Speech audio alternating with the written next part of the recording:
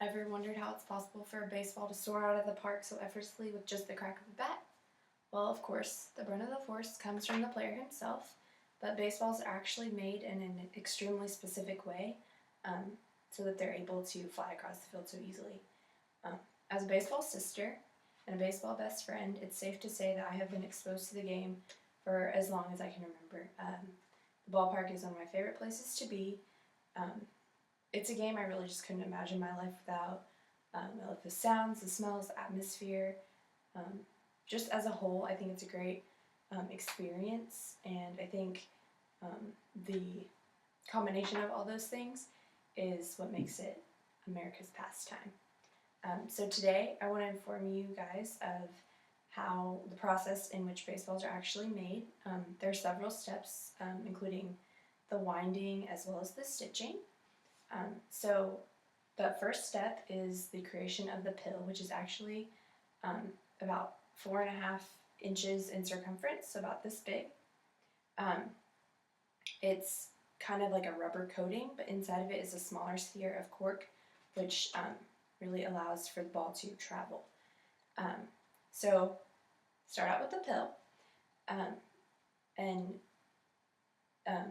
the first main step is they're put into this rolling drum. It's kind of like a cylindrical tube type thing, I guess, and it has like a sliding lid, and several hundred pills are placed in there at a time, and an adhesive liquid type thing is poured in there, and the lid shuts, and it spins like this, so that every pill is evenly coated, and so when they come out, they're not wet, but they're just kind of tacky, so that stuff will stick to them.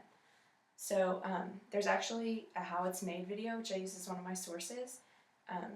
It was on the show How It's Made on Discovery Channel, and they did one of a baseball making factory, and it shows all the machinery and everything. It was very interesting. So the next step is the winding process, and the pill is actually wound with 4 different types of string, and that creates for a resilience, which helps the ball go further, last longer, stuff like that. So the first layer is a 4-ply wool, so it's the thickest. It starts out, the base layer would be the thickest layer, and the second and third are 3-ply of different consistencies. The second layer is a little more coarse than the third. And then the last and the fourth layer is a thin poly blend, so it's kind of just like a thread you would see at the bottom of the hem of your shirt or something like that. So once the 4 layers are wound around, they're put in another rolling drum with an adhesive, and this just kind of like seals it in so that the threads don't come unwound, and it creates another kind of tacky layer.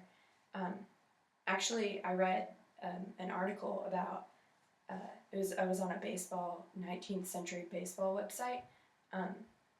It was kind of like a history of baseball, and Eric Miglich was the one who wrote the article, and he wrote a whole entire article specifically about the 4 different threads, and there's like a science behind it, really, and each layer has a specific reasoning of why they use it, why they use that exact thread. It's really interesting. So once you have the 4 layers of thread wound around, it's no longer called the pill, it's called the center. And that's basically the size of an actual baseball. Right here, I have the center of one, actually, and you can't really see it too well. I tried to get a bigger one so that you could see it, but it's pin wound, and the adhesive is on it, so you can't really see the threads individually, but that's about how big it would be.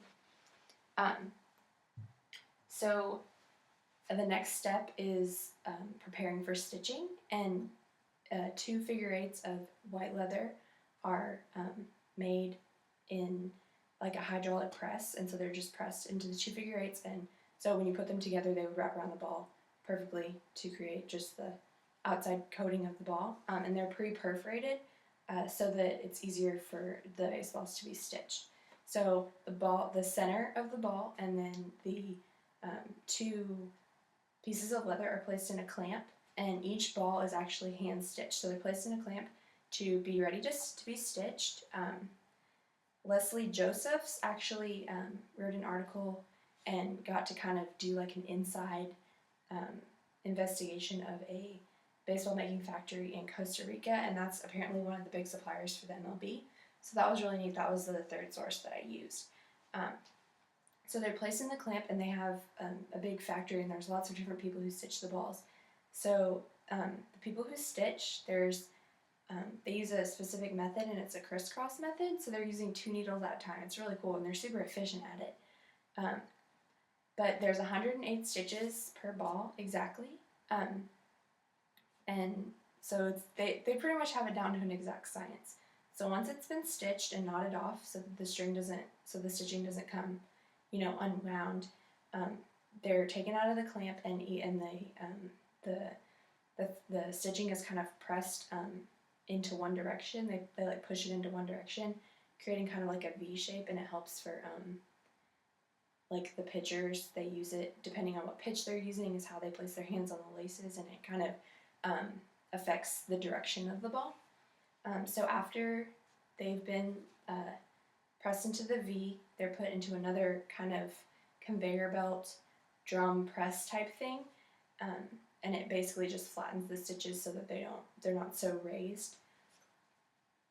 And then the last step would be the stamping of it, and each ball goes through a kind of, I guess it's a conveyor belt machine, and it has a stamper, and it's stamped with the actual MLB logo, the trademark, and then the commissioner's signature.